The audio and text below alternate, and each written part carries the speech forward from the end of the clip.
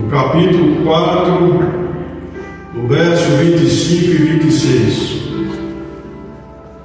Segundo livro de Reis, no capítulo 4,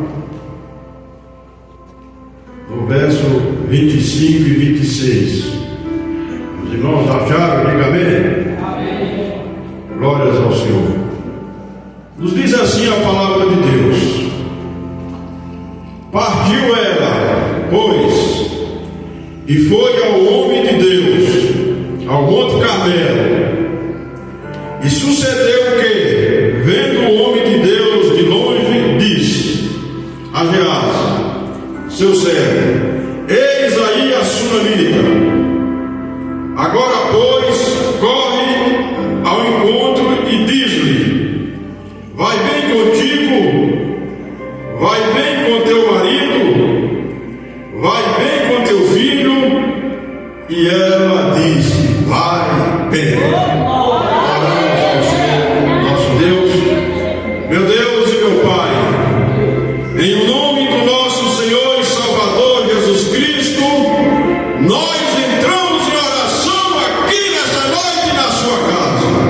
Meu Deus, que eu venha diminuir e o Senhor venha crescer para a honra e glória do seu nome. Que o Senhor venha falar ao coração da igreja aqui reunida nessa noite, pois os seus corações estão dilatados para ouvir a sua palavra. Impacta, Senhor, fala aos nossos corações, em nome do Senhor Jesus. Amém. Graças a Deus. Irmãos, nos diz a palavra de Deus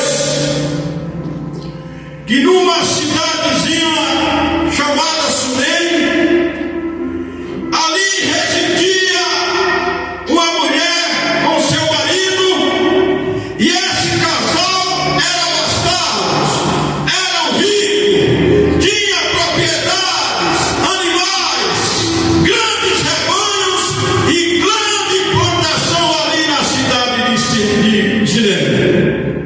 E aquela cidade, irmãos, ela fazia parte da tribo de um dos filhos de Israel, chamado Isacar. E nos diz a palavra de Deus que, vez por outra, o profeta Eliseu, ele passava ali pela cidade de Sunem. A cidade de Sunem, irmãos, ela estava entre Samaria e o Monte Carmelo, onde era a residência do profeta Eliseu. E Eliseu, ele vindo de Gilgal, e ele sempre passava ali pelaquela cidade. E ali, irmão, naquela passagem, ele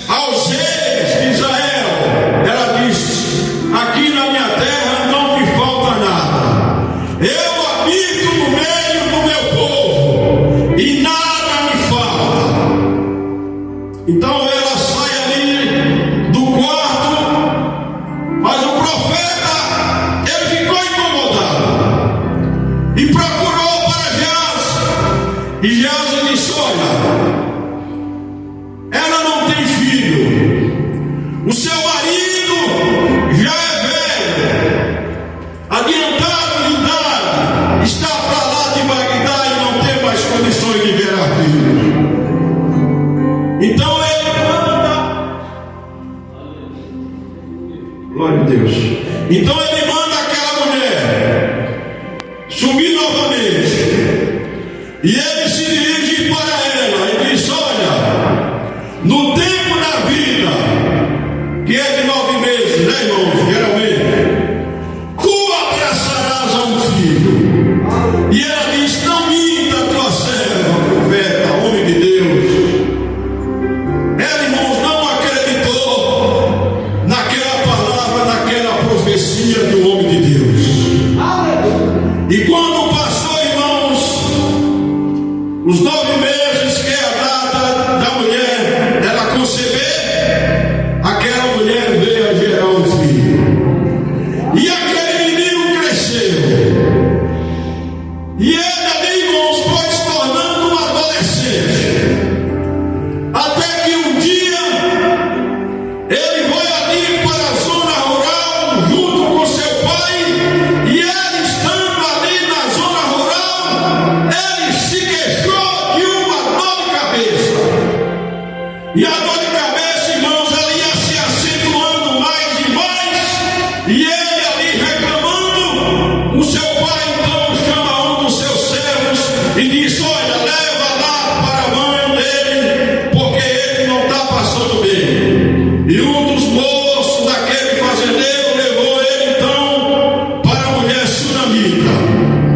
E a mulher sunamita, irmãos, colocou aquela criança no seu colo. Você imagina, irmãos, a situação de uma mulher com a idade já um pouco avançada, sem filho, e o seu único filho agora nessa situação, ali deitado sobre o seu colo. Irmãos, e quando deu o meio-dia, aquela criança veio a morrer. O que fazer, irmão, diante de uma situação dessa? Diante de um algo, né, adverso? Aquela criança era a promessa de Deus. Foi Deus que prometeu um filho para ela através do profeta. Irmãos, você vê o espírito daquela mulher. Ela não foi em busca do seu marido chorar, prantear e clamar, dizer: olha, está aí o profeta, prometeu um filho para a gente e agora esse filho veio a falecer. Não, ela agiu diferente. Ela pegou a criança, levou para o quarto, lá para a cama do profeta Eliseu, e mandou um recado para seu marido que mandasse um dos seus servos para então era ali em busca do profeta Eliseu. E o seu marido, irmãos, não sabia de nada da situação da morte daquela criança. E ele então pega a jumenta e o seu servo e diz: vamos em frente, vamos até o Monte Carmelo. Lá nós vamos buscar a solução, porque filho nenhum eu pedi para ele, e agora o filho nasceu, o filho veio a morrer. Eu não aceito essa situação. E ela, irmãos, então se dirigiu ali para o Monte Carmelo. Quando estava se aproximando ali do monte, Eliseu viu ela e disse para Geazi: eis aí a mulher sunamita. Vai lá ao encontro dela, procura se vai bem com seu marido, procura se vai bem com ela, procura se vai bem com seu filho. Irmãos, Deus usava o profeta Eliseu em certa circunstância, ele usava, mas nessa situação Deus não manifestou o profeta diante dessa situação. Quando o povo de Israel, quando Samaria estava cercada e a cidade ali estava perecendo de fome, quando, irmãos, a situação chegou a se agravar de uma forma que foi vendido uma cabeça de jumento por 80 ciclos de prata. E quando aquele povo não tinha mais saída, à beira da fome, da destruição,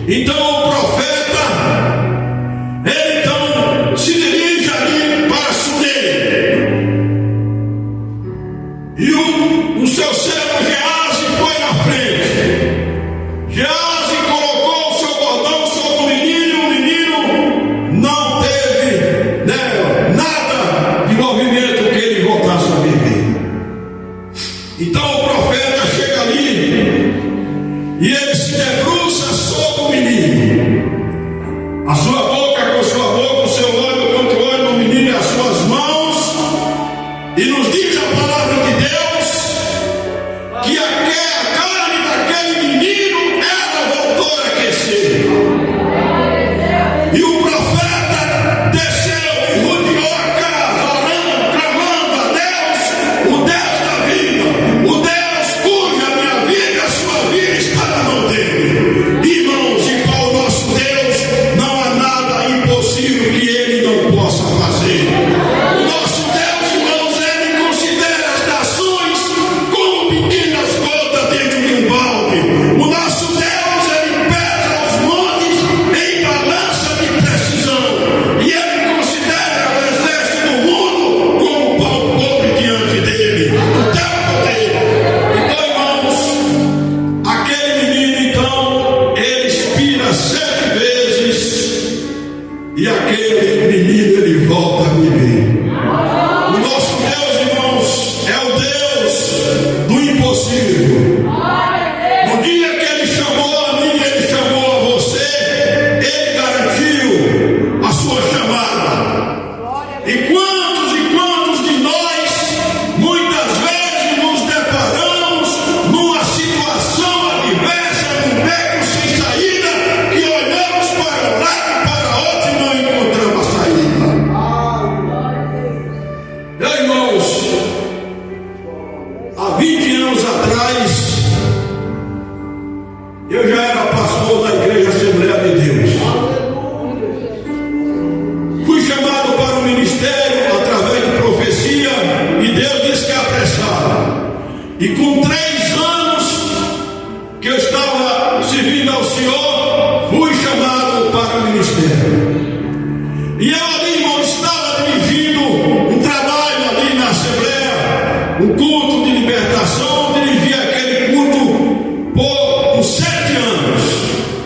Muitas e muitas vezes o pastor Samuel era chamado para pregar em congresso, e ele, quando não tinha condições de ir, ele mandava para mim representar ele. Irmãos, mas eu nunca contei isso para a igreja.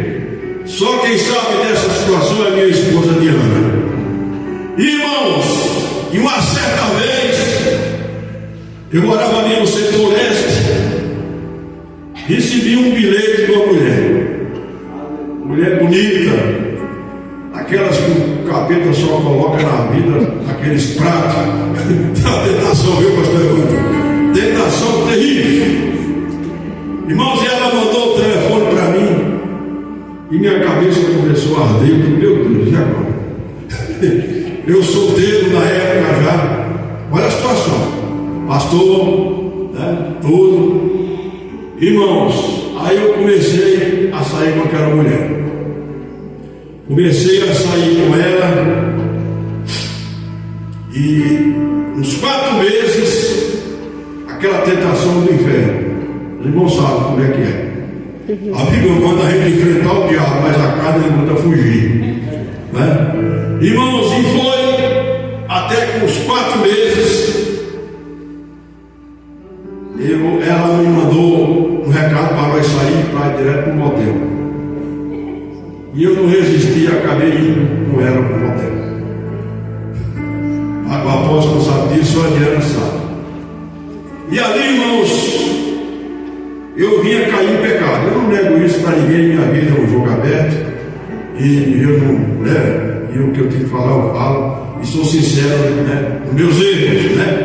Davi caiu, muitas pessoas caíram, e muitos homens de Deus, se ele não vigiar, ele acaba caindo.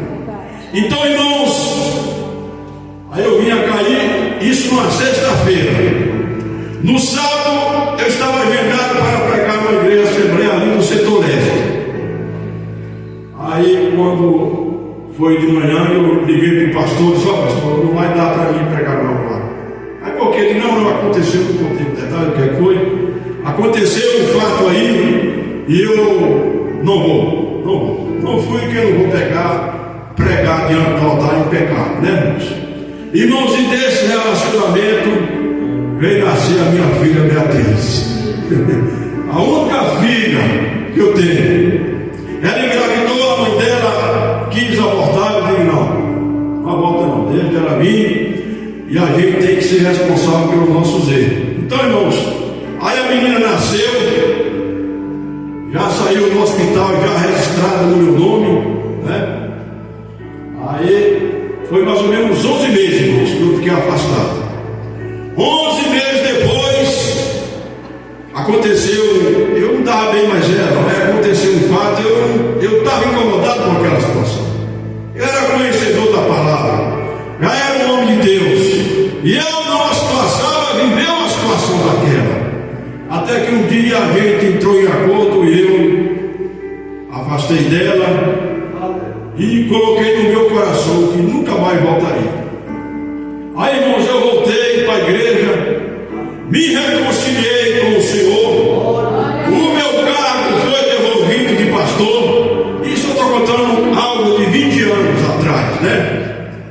Aí, irmãos, eu comecei a pagar a pensão da minha filha, e há 20 anos eu pago a pensão dela. Nunca botou injustiça, porque eu sou homem para arcar com a minha responsabilidade. A gente vê jogadores de futebol, cantores seculares, homem de posição, homem que tem muito dinheiro, e muitas vezes você vê essas pessoas sendo presas por pensão alimentícia. Eu não, eu fico diferente. Então, irmãos, aquela menina nasceu. Aí, irmãos, eu coloquei nos melhores colégios, estudou 8 anos ali no INEP.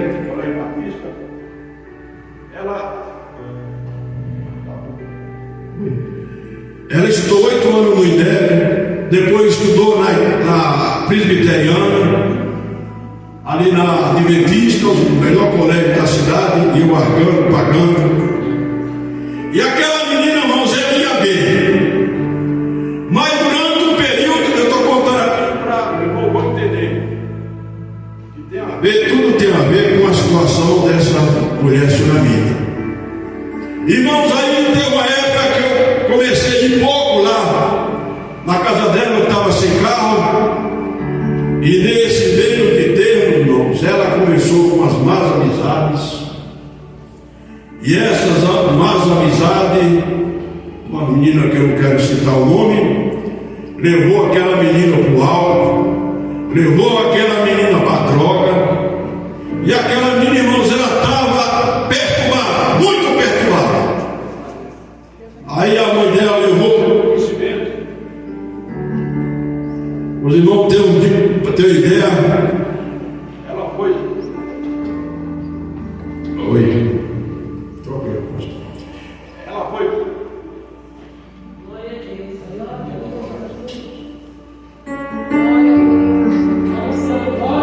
Aleluia. Glórias a Deus.